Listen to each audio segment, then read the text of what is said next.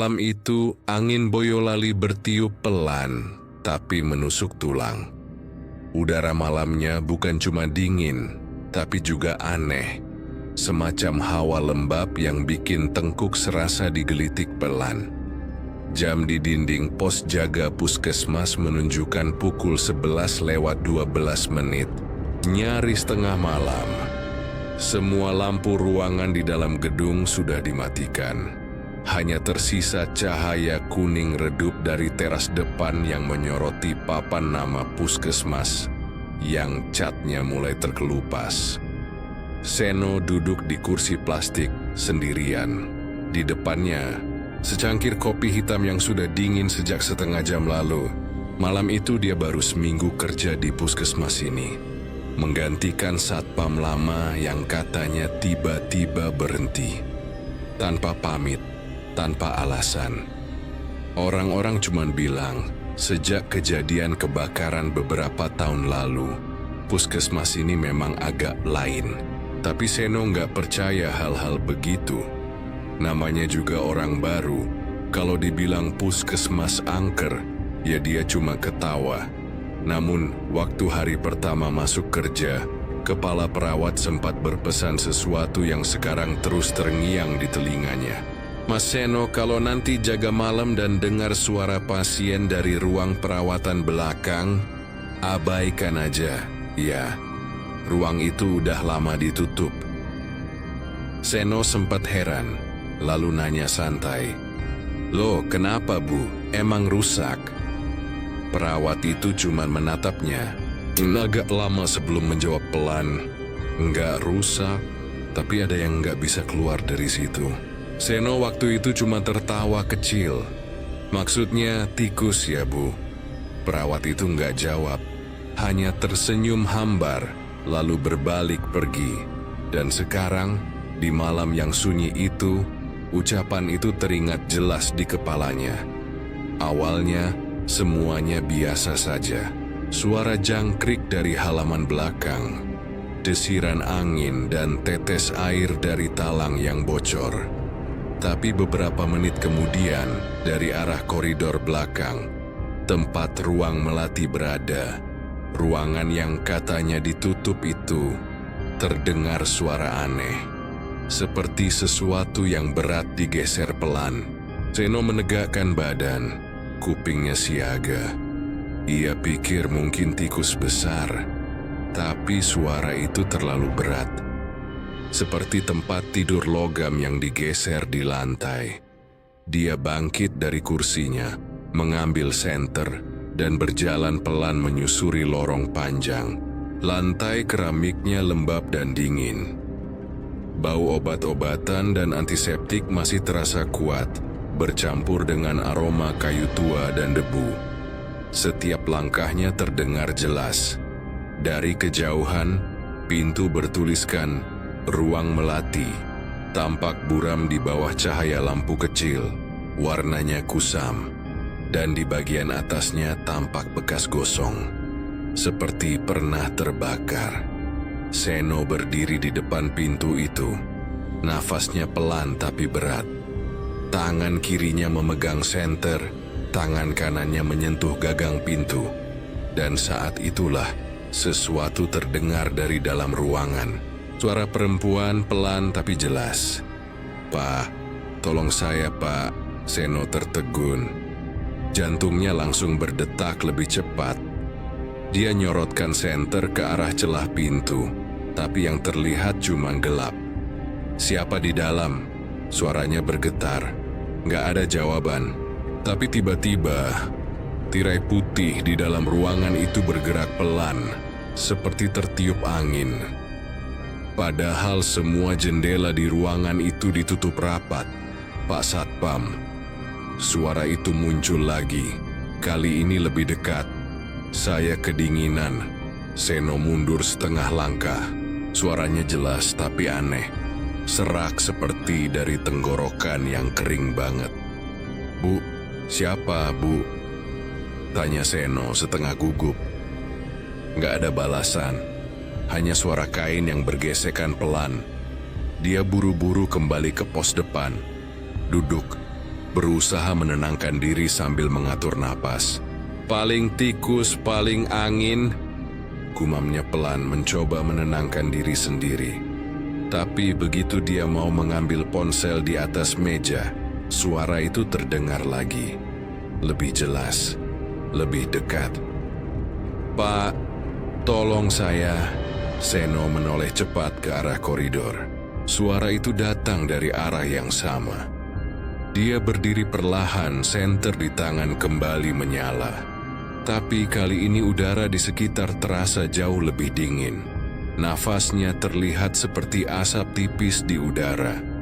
Langkah demi langkah ia kembali mendekat ke koridor. Lampu neon di langit-langit berkelip lemah, seperti nyaris mati. Begitu senter diarahkan ke lantai, sesuatu memantul, sebuah gelang pasien. Warna putihnya kotor, ada bercak merah samar. Di situ tertulis nama. Dia, Ruang Melati. Seno menatap gelang itu lama. Tangan kanannya mulai gemetar. Gelang itu bukan barang baru. Warnanya kusam, ujungnya meleleh seperti terkena panas. Dia menunduk mencoba mengambilnya. Tapi begitu jari-jarinya menyentuh gelang itu, terdengar langkah pelan dari ujung koridor. Langkah menyeret, berat dan tak beraturan. Seno membeku di tempat. Senter di tangannya goyah. Kilatan cahaya itu mengenai sesuatu di ujung lorong. Sesosok bayangan perempuan berdiri. Kepala menunduk, rambutnya panjang menutupi wajah. Pakaian yang ia kenakan lusuh, dan di bagian dada ada noda hitam besar seperti bekas terbakar. Seno nggak bisa bergerak, hanya bisa memandangi sosok itu. Tiba-tiba sosok itu mengangkat kepalanya pelan. Dari balik rambutnya, tampak mata yang menghitam seluruhnya tanpa bola mata. Wajahnya pucat keabu-abuan. "Pak Satpam." Suaranya lirih, tapi menusuk. "Masih ada pasien di dalam." Seno terpaku. Bibirnya gemetar.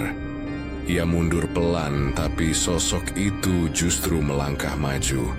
Setiap langkahnya menimbulkan bunyi basah di lantai, seperti darah menetes dari ujung pakaiannya. Cahaya senter Seno mulai bergetar, baterainya hampir habis. Dalam redup, cahaya terakhir itu, perempuan itu kini sudah berdiri hanya beberapa meter di depannya. Wajahnya kini terlihat jelas. Kulitnya melepuh sebagian lagi hitam gosong. Tapi matanya tetap menatap lurus ke arah Seno. Seno membeku, napasnya terhenti. Tangan kirinya tanpa sadar menjatuhkan senter. Dan sebelum gelap menelan semuanya, ia mendengar suara pelan, dingin dan panjang di telinganya. "Giliran kamu yang jaga di dalam." Lalu lampu di seluruh puskesmas padam hening. Hanya suara jam di pos jaga yang masih berdetak. Dan dari Ruang Melati, samar-samar terdengar suara tempat tidur digeser lagi. Seperti ada yang baru saja berbaring di atasnya. Hujan turun makin deras, memantul di atap seng puskesmas yang sudah mulai berkarat. Suaranya seperti ribuan jari mengetuk-ngetuk langit malam. Udara makin dingin, menusuk sampai ke tulang. Di luar, lampu jalanan berkedip pelan, lalu mati total. Hanya cahaya dari lampu teras puskesmas yang tersisa. Itu pun meredup, seperti kehabisan daya. Seno masih duduk di pos jaga, tapi kali ini tubuhnya tegang. Pandangannya terus tertuju ke arah koridor yang menuju Ruang Melati. Dari kejauhan, bayangan gelap bergerak samar di balik kaca kusam. Ia tidak tahu itu apa. Mungkin pantulan, mungkin bukan. Tapi satu hal yang jelas, suasana malam itu benar-benar tidak wajar. Baru saja ia hendak menyalakan rokok untuk menenangkan diri. Tiba-tiba lampu ruang administrasi di sebelah kiri padam total. Suara mesin kulkas di ruangan itu berhenti. Semua mendadak sunyi. Seno menatap kosong ke arah pintu ruangan yang kini gelap. Dalam diam itu, ponselnya bergetar di atas meja.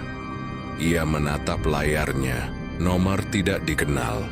Ia ragu, tapi akhirnya diangkat juga. "Halo?" Suaranya pelan agak serak. Beberapa detik tidak ada jawaban. Hanya suara nafas berat di seberang. Kemudian pelan, sangat pelan terdengar suara perempuan. "Pak, tolong." "Saya masih di ruang Melati." Seno langsung berdiri. Kursinya sampai jatuh ke belakang. Ia menatap ke arah koridor dengan mata melebar.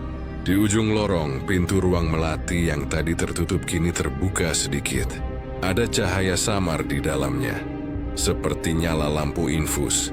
Padahal listrik di ruangan itu sudah diputus sejak bertahun lalu. Seno menelan ludah. Tangannya gemetar waktu menaruh ponsel. Ia sempat berpikir ini pasti ulah anak muda iseng. Atau mungkin maling yang mau menakuti dia. Tapi di tengah hujan dan dinginnya malam, rasanya kecil kemungkinan orang lain mau masuk ke puskesmas tua itu. Kalau ini ulah orang iseng, gumamnya dengan suara parau, tak gebuk beneran nanti. Dia menyalakan senter dan mulai berjalan ke arah koridor. Langkahnya pelan, tapi suaranya menggema di lantai yang lembab. Udara di sana berbeda, lembab dan dingin seperti dari ruang bawah tanah. Hidungnya menangkap bau aneh. Bau obat gosong bercampur sesuatu yang amis seperti darah yang sudah lama kering. Seno menyorot ke kanan dan kiri. Tirai-tirai ruangan lain bergoyang pelan. Padahal jendela tertutup rapat. Suara air menetes dari langit-langit membuat suasana makin tak nyaman. Sampai akhirnya, dia tiba di depan pintu ruang Melati. Dari dalam tampak samar cahaya putih kehijauan. Tirai yang membatasi tempat tidur bergerak pelan, seolah ada seseorang yang sedang bernapas di baliknya. Seno memegang gagang pintu. Tangannya terasa dingin seperti logam beku. Ia dorong perlahan. Pintu itu berderit. Dan di sana, di dalam ruangan, ia melihat sosok perempuan duduk di salah satu ranjang besi. Membelakangi pintu. Rambutnya panjang, menutupi hampir seluruh punggung. Tapi kulit punggung itu tidak normal. Ada bagian yang hitam gosong seperti terbakar. Seno terpaku di tempat. Nafasnya tercekat. "Bu," dengan suara bergetar. "Bapak bantu keluar ya." Tapi sosok itu tidak menjawab. Tidak bergerak sedikit pun. Seno melangkah satu langkah ke dalam. Lantai tersa licin di bawah sepatunya. Dan tiba-tiba perempuan itu menoleh cepat, seperti diputar oleh sesuatu yang tak terlihat. Wajahnya putih pucat, kulitnya melepuh di beberapa bagian, dan di antara luka itu keluar cairan hitam pekat yang menetes ke lantai. Matanya hitam polos tanpa bola mata, seperti dua lubang kosong. Dari sudut bibirnya cairan hitam mengalir pelan. "Kenapa kamu masuk?" katanya datar tanpa emosi. Seno mundur spontan tapi langkahnya berat. Kakinya seperti menempel di lantai. "Maaf, Bu. Saya cuma mau bantu." Suaranya pelan dan terpotong. Perempuan itu bangkit berdiri. Tubuhnya goyah seperti orang yang lama tidak berjalan. Tapi setiap langkahnya menimbulkan bunyi basah, seperti air menetes dari pakaiannya. "Dulu kamu juga jaga malam kan?" katanya sambil terus melangkah maju. Seno bingung. Apa maksudnya, Bu? Tapi perempuan itu tidak berhenti. Kini jaraknya hanya beberapa langkah dari Seno. Wajahnya semakin jelas di bawah cahaya senter yang gemetar. "Waktu puskesmas ini kebakaran, kamu di sini?" Suaranya semakin lirih. "Kamu ninggalin aku di ruang ini?" Seno menggeleng cepat. "Bukan, Bu. Saya baru kerja seminggu." Namun perempuan itu tidak peduli. Wajahnya berubah antara marah dan sedih. Tangannya yang gosong menunjuk ke dadanya sendiri. Aku mati di sini, Pak Satpam, katanya pelan. Dan malam ini kamu ganti jagain aku. Cahaya senter tiba-tiba padam, gelap total. Yang terdengar hanya suara napas Seno yang memburu dan langkah kaki berat mendekat. Ia berbalik, mencoba mencari arah pintu, tapi semuanya hitam pekat. Tangannya menyentuh dinding, dingin dan lembab. Saat jari-jarinya meraba ke bawah, ia merasakan sesuatu yang licin, seperti darah segar. Suara langkah semakin dekat. Napas perempuan itu terdengar di belakangnya, sangat dekat. Pak Satpam, bisiknya tepat di telinganya. Kunci pintu biar nggak ada yang keluar lagi.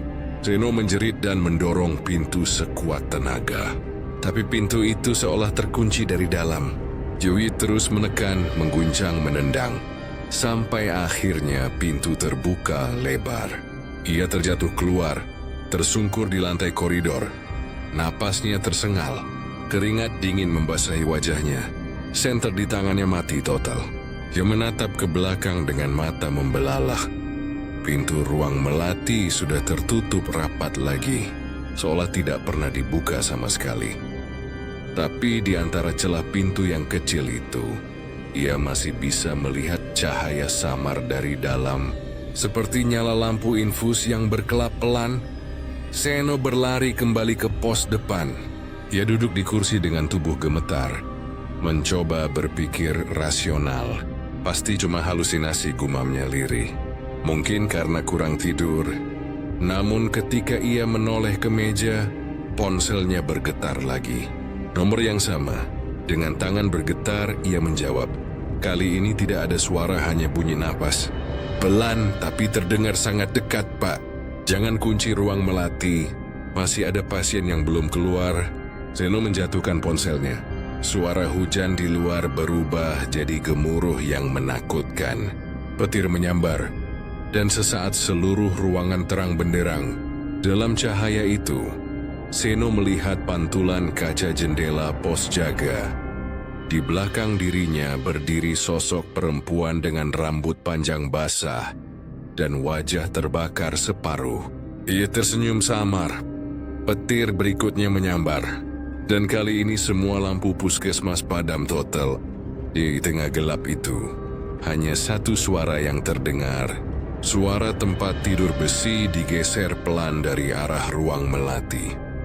Dan di antara deru hujan yang makin deras, terdengar bisikan lirih, hampir seperti doa yang hancur di udara. Masih ada pasien yang belum keluar, Pak Satpam. Jam hampir menunjukkan pukul 3 dini hari. Hujan turun makin deras, membasahi genteng puskesmas tua itu. Hingga bunyinya terdengar seperti ribuan kuku menggaruk atap seng. Udara makin dingin, menusuk tulang. Seno duduk bersandar di lantai pos jaga dengan wajah pucat. Napasnya berat, matanya tak lepas dari koridor gelap yang mengarah ke ruang melati. Ia tidak berani lagi mematikan senter. Tapi meski lampu kecil itu menyala, sinarnya seperti tak sanggup menembus kegelapan di ujung lorong. HP-nya tiba-tiba bergetar di meja. Layar menyala. Nomor tak dikenal lagi. Nomor yang sama sejak beberapa jam terakhir. Seno menatap layar itu lama, antara takut dan penasaran. Julia tahu tidak seharusnya menjawab, tapi entah kenapa, tangannya bergerak sendiri menekan tombol hijau. Halo? Suaranya serak, pelan. Kali ini bukan suara perempuan seperti sebelumnya. Yang terdengar adalah suara aneh, seperti rekaman lama yang sudah rusak. Diselingi bunyi berisik seperti radio rusak. Api, tolong! Kemudian terdengar jeritan pelan tapi jelas. Seperti suara orang terbakar hidup-hidup. Seno membeku. Tubuhnya kaku. Suara itu bukan datang dari ponsel lagi. Ia bisa mendengarnya jelas di belakangnya. Tepat di belakang pos jaga. Secara refleks Seno menoleh cepat ke arah jendela pos yang menghadap halaman belakang. Di pantulan kaca yang gelap, ia melihat sesuatu. Sosok perempuan berambut panjang berdiri diam di belakangnya. Tubuhnya basah kuyup, kepalanya sedikit miring ke kanan dan matanya hitam pekat menatap lurus ke arah Seno. Seno menjerit, kursinya terguling. Dia menoleh ke belakang kosong. Tak ada siapa-siapa. Dia menatap lagi ke arah kaca, dan sosok itu juga sudah hilang. Tapi kini di kaca jendela itu muncul bekas tangan hitam gosong.